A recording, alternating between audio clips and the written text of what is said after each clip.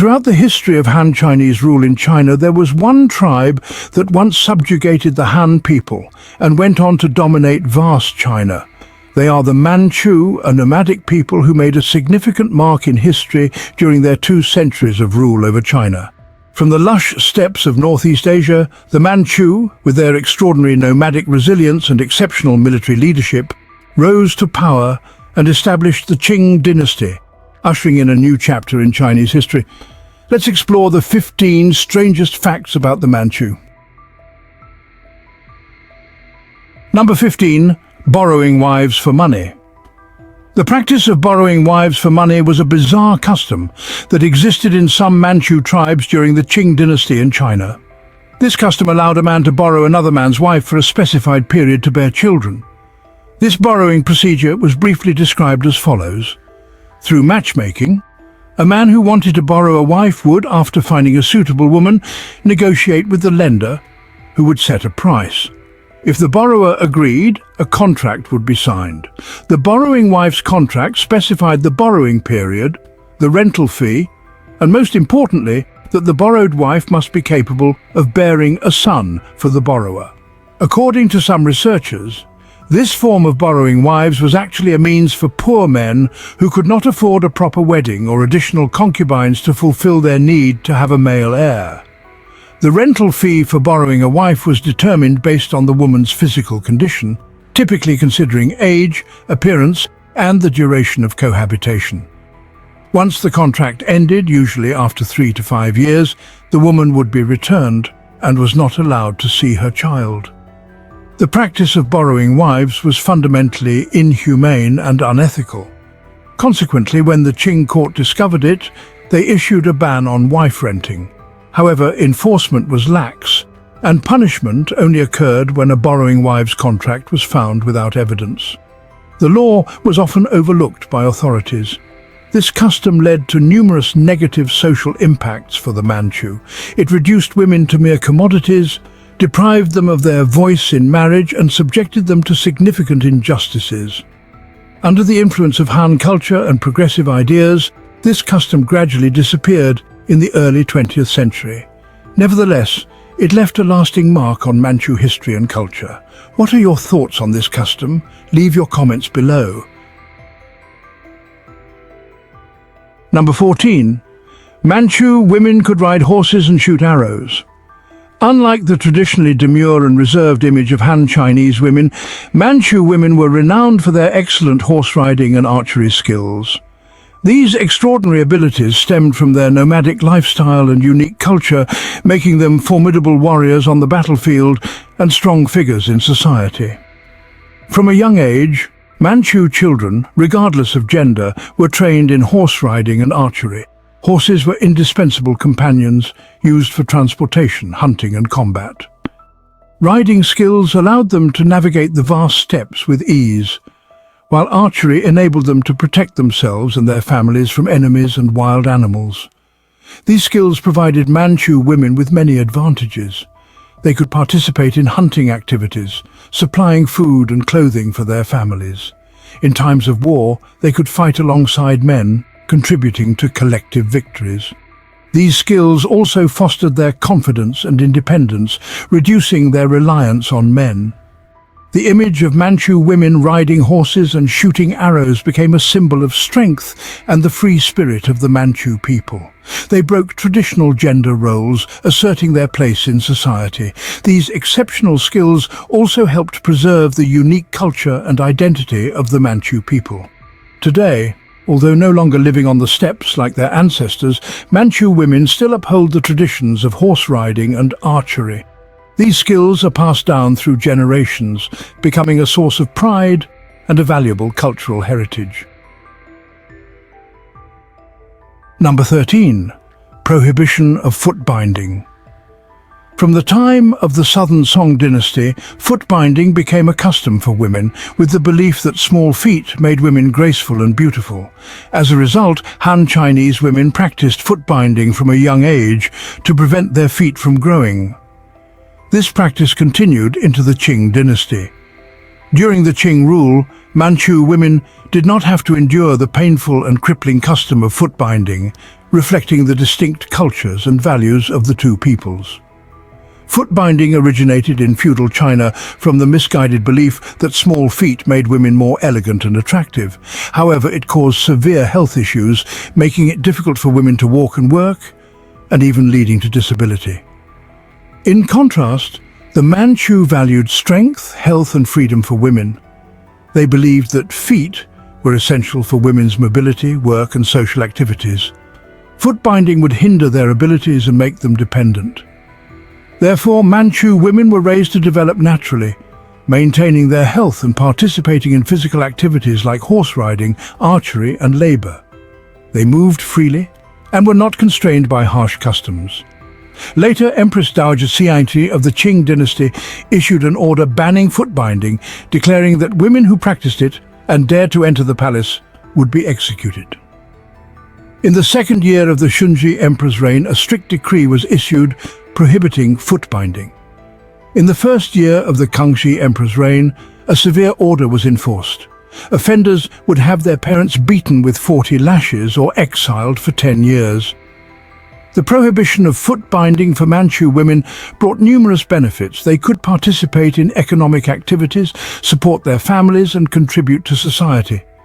They also enjoyed better health and freedom of movement, enhancing their quality of life. What are your thoughts on this ban by the Manchu dynasty? Leave your comments below. Number 12. Earrings for newborns. One of the most distinctive customs of the Manchu was piercing the ears of newborns shortly after birth. Manchu children would have 3 holes pierced in each ear, totaling 6 holes. This custom originated from the spiritual belief that it would bring good luck, health, and beauty to the child. Manchu earrings were made from various materials, including gold, silver, jade, and gemstones. The designs were diverse, ranging from simple to elaborate, with many intricate shapes and patterns. Some Manchu individuals even wore 4 to 5 earrings on one ear. The earring tradition not only held spiritual significance but also indicated the social status of the wearer. The more numerous and valuable the earrings, the higher the wearer's status in society. This custom also served as a way to distinguish the Manchu people from other ethnic groups. Today, despite integrating into modern society, the Manchu people still preserve the traditional custom of ear piercing as a means of maintaining their cultural identity. Manchu earrings have become a unique symbol, attracting the attention of tourists and enriching the diverse cultural tapestry of China. Number 11. Prohibition of beating or killing dogs. The Manchu people have a special relationship with dogs, marked by respect and affection for these animals. Dogs are considered companions, important family members, and they play a significant role in Manchu culture. While Han Chinese often consume dog meat, the Manchus strictly prohibited beating or killing dogs. They did not eat dog meat, wear dogskin hats, or use dogskin clothing. Such actions were deemed disrespectful and could lead to serious consequences. When visiting a Manchu household, it is essential to observe certain rules to show respect to both the hosts and their dogs. Do not chase or scold the dog in front of its owner.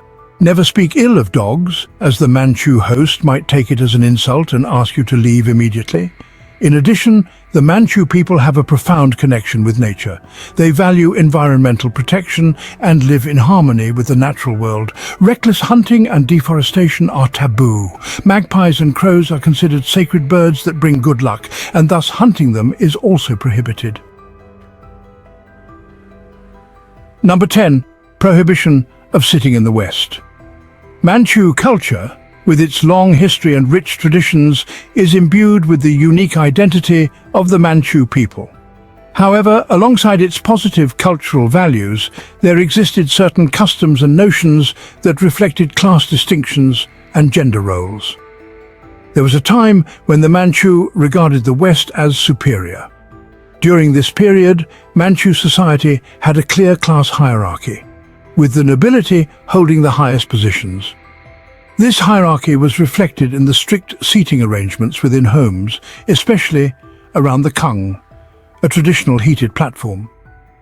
The west side of the kang was reserved for people of higher status, including adult men and esteemed guests. Ordinary people, particularly young women and children, were forbidden from sitting in this position. With societal progress, the notions of class distinction and gender roles in Manchu culture have evolved. Today, the prohibition against sitting on the west side of the Kang is no longer strictly enforced. People can freely choose their seats without being bound by status or gender. Number 9. Women's smoking pipes. Smoking pipes is a common habit in Manchu culture, especially in rural areas. Manchu people use pipes to smoke tobacco, loose tobacco, and even herbs. Pipe smoking is seen as a way to relax, entertain, and socialize. It is not unusual to see teenage Manchu girls smoking pipes. However, married women often limit their pipe smoking, particularly in public. Elderly Manchu people prefer long pipes and often smoke while chatting with friends or working in the fields. Manchu pipes are made from various materials such as wood, metal, horn, and even stone. The most common type is the wooden pipe made from different woods like cherry, oak, and cedar. Metal pipes are typically used by the wealthy and high-status individuals. Pipes made from cow, buffalo, or deer horns are durable and provide a unique flavor to the tobacco. Pipe smoking is not just a habit, but holds significant cultural meaning in Manchu society. It is seen as a sign of maturity, particularly for men. Pipe smoking is a way for people to socialize, converse, and make friends. When guests visit a Manchu home, offering them a pipe to smoke is a gesture of hospitality. What are your thoughts on the pipe smoking culture of the Manchu people? Share your feelings below. Number 8. Banquet with over 200 dishes. Manchu cuisine is a significant part of the unique culture of the Manchu people. Known for its richness, diversity, and sophistication, Manchu cuisine has profoundly influenced modern Chinese cuisine. Today's traditional Chinese banquets originate from the Manchu court feasts of the Qing dynasty. These feasts, introduced during Emperor Qianlong's reign, harmoniously combined Manchu and Han culinary techniques to create a unique culinary style. A typical Manchu banquet features a colossal number of dishes, totaling over 200, including 134 hot dishes and 48 cold dishes. Additionally, there are dozens of different types of cakes. During the Qing dynasty, ingredients for these dishes often came from tributes, reflecting the opulence and power of the court. The banquet included a variety of delicacies such as mountain food, seafood, rare animals, fresh vegetables, and exotic fruits. The tableware used in a Manchu banquet was also exquisite and luxurious, primarily made of gold bowls, silver plates, jade cups, and ivory chopsticks. This showcased the status and prestige of the attendees. One notable example is the Spring Festival Banquet of the Year of the Rat in 1874, which displayed the Qing dynasty's wealth and luxury. It also served as a grand feast to host Western envoys and address diplomatic issues. For Empress Dowager Cixi, the banquet had 400 guests, a menu of 140 dishes, and started precisely at midnight on New Year's Eve in 1874, lasting until the first hour of the 7th day of the new year. The cost was 98 million Chinese yuan, equivalent to 374,000 taels of gold, and there were 1,750 attendants. After the Xinhai Revolution in 1911, due to the influence of Western culture and changes in socio-economic conditions, Manchu culinary culture underwent significant transformations. Tableware and food were simplified to match the new living conditions. However, the core values of Manchu cuisine have been preserved and continue to contribute to the diversity and richness of Chinese cuisine. What are your thoughts on the lavish banquets of the Manchu people? Leave your comments below. Number 7. Traditional Manchu houses. Houses play an important role in Manchu culture, reflecting the unique identity of this ethnic group. Manchu architecture is heavily influenced by the natural environment, climate, and beliefs about family and ancestors. A traditional Manchu house is typically built in a three-part structure, with the main house in the center and two auxiliary areas on either side. The main house contains the kitchen and the family's common living area, while the auxiliary areas, known as pocket houses, are used as bedrooms and guest rooms. A notable feature of Manchu houses is the Kang heating system. Kang are elevated platforms built along the western, southern and northern walls of the house, providing warm sleeping and resting areas during the cold winter months. The Kang are placed against these walls, with doors facing southeast. Elderly family members usually sleep on the southern Kang, while younger family members sleep on the northern Kang. To show filial piety and respect for ancestors, a shrine is often placed on the western side of the house, where the family makes offerings and remembers their deceased loved ones. Manchu houses are typically constructed from wood, bamboo, brick and earth. The choice of materials depends on economic conditions and geographic location. Wood is the most common material used for the house frame, windows, doors and roof. Bamboo is used for partitions, roofs and furniture. Bricks are used for building stoves, fireplaces and walls, while earth is used for building the foundation and walls. Number 6. High heels with strange soles. The traditional high heels of the Manchu people have various names, such as flower pot shoes, horsehoof shoes and high-heeled shoes. These shoes often appear in Chinese period dramas about the Qing dynasty, worn by palace maids or princesses. Manchu women originally wore these shoes when picking mushrooms and wild fruits to avoid snake bites. Over time they became daily footwear, featuring a wide front and back and a narrow middle. Despite variations in heel shape, the body of the shoe is always intricately crafted. Initially, these high heels were 2 to 3 centimeters tall, but eventually grew to about 16 centimeters. Noble women in the Qing court often wore shoes at least 13 centimeters high, and young girls sometimes wore shoes up to 20 to 23 centimeters high. The height of the heels corresponded to social status. Manchu women, who naturally had unbound feet, invented these shoes to conceal their rough feet under long pants. Regardless of the explanation, these high-heeled shoes, with a history of several hundred years, became one of the fashion symbols of women during the Qing dynasty in feudal China. What do you think about these strange high heels? Do you think you could wear them? Share your thoughts in the comments below. Number 5. Unique traditional clothing of the Manchu people.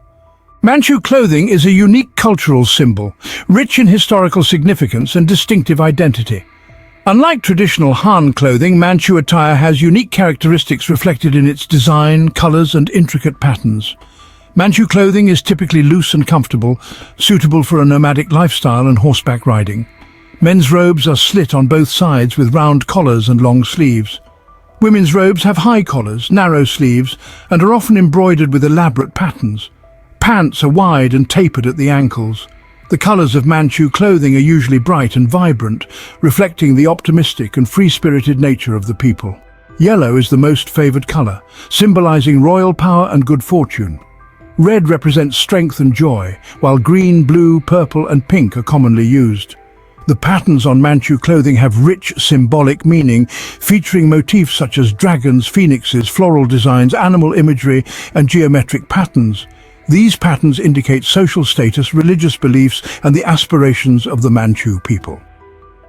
Manchu clothing materials are typically silk, wool, leather, and fur. Silk is used for the attire of the nobility, showcasing elegance and nobility. Wool and leather are used for everyday wear, suitable for outdoor activities. Fur is used for warmth during harsh winters. Accessories play a crucial role in completing Manchu attire. Hats, belts, jewelry and footwear are used to adorn the outfit and reflect the wearer's social status. Number 4. The Manchu overrun China in the 17th century. The Manchu and related people from northeastern China emerged as a formidable power under the leadership of Nurhaci. They unified the Manchu tribes and established the later Jin dynasty in 1616. In 1644, Nurhaci's son, Hong Taiji, overthrew the Ming dynasty and founded the Qing dynasty, bringing the Manchu to power over China. The Manchu implemented various governance policies to consolidate their power, preserving many Han traditions while imposing some of their own rules, such as mandating Han men to shave their heads and wear Manchu-style clothing. The Manchu also limited Han participation in politics and the military. Many Han Chinese resisted Manchu rule, leading to numerous uprisings. However, the Manchu successfully suppressed these rebellions and maintained their rule for over 2 centuries. The Qing dynasty ended in 1912 with the Xinhai Revolution. Nevertheless, the Manchu left a significant legacy in China. They expanded Chinese territory into Manchuria, Mongolia, Xinjiang and Tibet. They also introduced many new customs and technologies to China. Some historians argue that the Manchu ruled oppressively, constantly subjugating and persecuting the Han people. Others contend that the Manchu brought stability and prosperity to China. Ultimately, the legacy of the Manchu in China remains a topic of vigorous debate to this day. Number 3. Monogamous marriage system. The marriage system of the Manchu people is deeply rooted in their long-standing cultural and historical traditions, reflecting unique customs that differ from those of other ethnic groups. Unlike the prevalent polygamy in Chinese society at the time, the Manchu valued family unity and marital fidelity, with monogamy considered the standard and forming the foundation of a happy and sustainable family. Traditionally, Manchu marriages were often arranged by parents based on social status, family background, and the compatibility of the couple to ensure future harmony and happiness. The ideal marriage age for Manchu couples was around 16 or 17 years, considered mature and ready for marital life. The bride price was viewed as compensation to the bride's family for raising her, and its value depended on the bride's social status and beauty. In return, the groom's family would provide gifts such as wine, jewelry, clothing and pork to the bride's family. The bride's dowry was her personal property and was brought with her to her new home. Manchu weddings included many unique traditional ceremonies. The bride would sit all day on the southern, symbolizing future happiness and luck. At night, the couple would perform a ritual of drinking wine by candlelight on the southern, lasting throughout the night. The wedding concluded with well-wishers throwing black beans into the bride's room to bless the couple with a fulfilling married life. Number 2. Manchu culture of respecting the elderly. Respecting the elderly and ancestors is a long-standing tradition with a profound influence on Manchu culture. This spiritual belief and moral value are expressed through various rituals, customs, and daily behaviors. Ancestor worship is an important ceremony conducted during festivals, major life events like weddings, childbirth, building new homes or promotions, as a way to show gratitude and seek blessings. These ceremonies often involve incense offerings, sacrifices and prayers. Children are expected to frequently show respect to elders through both words and actions. This includes greeting elders politely, helping with household chores, and heeding their advice. Every 3 to 5 days, children perform the elder respect ritual by kneeling and bowing to their grandparents and parents. When greeting superiors, Manchu men are required to place their left hand on their knee and relax their right hand while bowing, while women squat and place both hands on their knees. These gestures demonstrate respect and humility toward superiors. Among friends and relatives, warm hugs are a common greeting for both men and women. Number 1. Executed for improper haircut. Do you frequently watch Chinese historical dramas? If so, you're probably familiar with the scene where ancient Chinese men often shave half of their heads. This practice has its origins in a notorious edict from ancient times. In traditional Chinese society, both men and women, young and old, placed great importance on their hair, believing it to be a sacred gift from their ancestors, symbolizing health, longevity and luck. Therefore, cutting hair was considered disrespectful to ancestors and could bring bad luck. In 1644, Dogon, a powerful regent in the early Qing dynasty, issued the famous hair-shaving edict. This decree required all Han Chinese men, from young boys to elderly men, to adopt the Manchu hairstyle, which involved shaving the front half of the head and braiding the remaining hair. The braided hair was often tied with a cord for convenience in daily life or work. Manchu men would coil the braid at the back of their heads, and although the braid was neatly kept, men frequently shaved the front half of their heads for convenience while hunting or traveling in their rugged homeland. The emperor's head, however, was more dangerous to shave than a commoner's, as any mistake could lead to immediate execution for the barber. The reasons for the hair-shaving edict are debated. Some believe it was a measure to distinguish the Manchu from the Han, asserting Qing dominance, while others suggest it was a way to assimilate the Han into Manchu culture, promoting societal unity. The edict sparked significant controversy and resistance, with many Han preferring death over shaving their heads, leading to numerous rebellions against the Qing dynasty. However, over time, the hair-shaving edict was gradually accepted and became part of Chinese culture. We've explored 15 strange facts about the Manchu, the tribe that overran China. What are your thoughts on the Manchu people? Are you interested in learning more about their culture? Remember to share your comments, and thank you for watching. Don't forget to like, share and subscribe to stay updated with our latest content. See you in the next video.